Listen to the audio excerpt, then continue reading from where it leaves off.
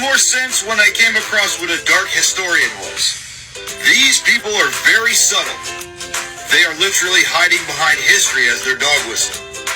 They often make content that is nothing but montages of historical pictures.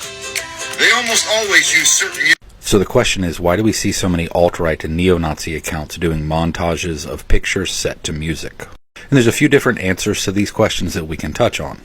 First, it's a very easy way for them to evade content violations and bans. Most social media sites' initial content moderation is handled by an AI.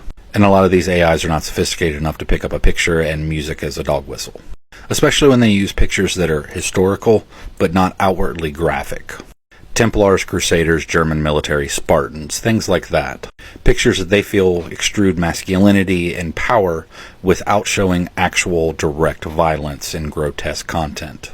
Many AI moderation systems have trouble telling the difference between those historical dog whistle posts and actual historical posts. And that's why when you see a post with those more graphic and violent pictures mixed in, they try to sandwich them between two historical dog whistle posts, hoping that the AI will glance over it.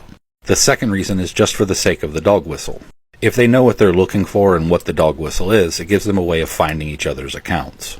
Either by random chance, they're scrolling, they happen to see the dog whistle, and they think to themselves, this person is like-minded, so I should follow them. Or the more deliberate way of them doing searches, like looking up a hashtag and then finding the content within that contains the dog whistles. History hashtags are very popular hashtags, so they're able to create their dog whistle and bury it in very large hashtags, hoping that people who don't know what the dog whistle is just scroll on by. Say you are legitimately interested in Spartan and Viking historical posts, for example, and when you search those hashtags, you see a really poorly put together montage of photos with some weird music on it, more than likely you're just going to scroll.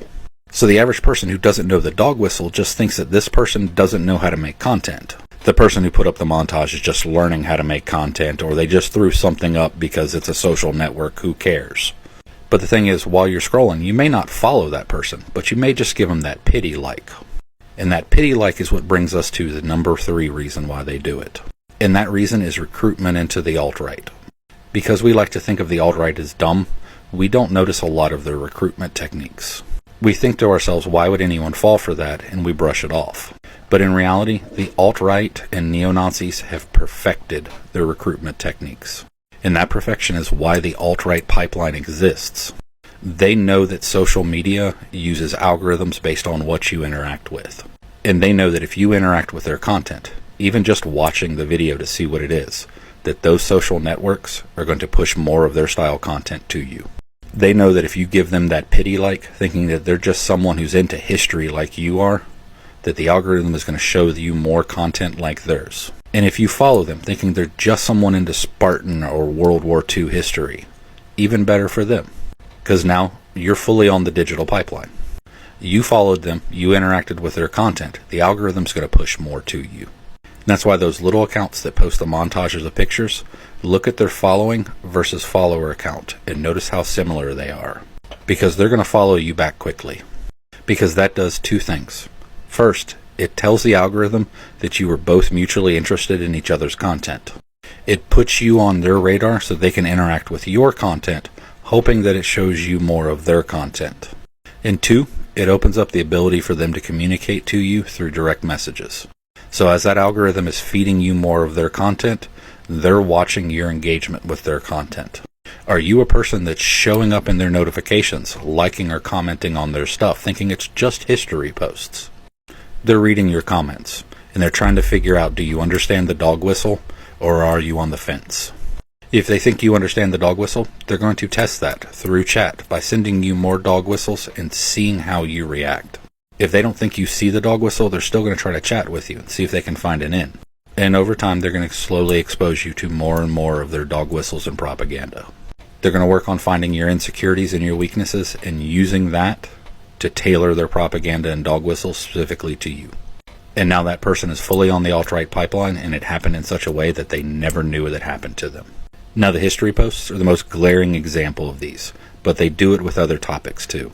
The contenders for the top 3 would be history, dark humor, and dating. But it's not just those topics. They do this technique with topics such as video games, baking, and even housekeeping.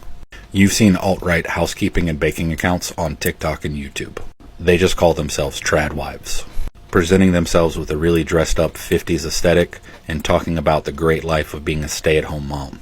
Now, there's nothing wrong with being a stay-at-home parent or a house spouse in any way. And there are many perfectly fine and amazing house spouse and stay-at-home parent cooking, cleaning, and baking accounts on all of social media. And that's the point. They can blend in and slowly leak out the talks of traditional values and roles. So it doesn't matter the subject of the content. So if you're seeing content and something seems weird, while you're wondering why would they do that, that doesn't fit in with what they're already doing, and something seems off, chances are it is. And you may have just found an opening of a pipeline.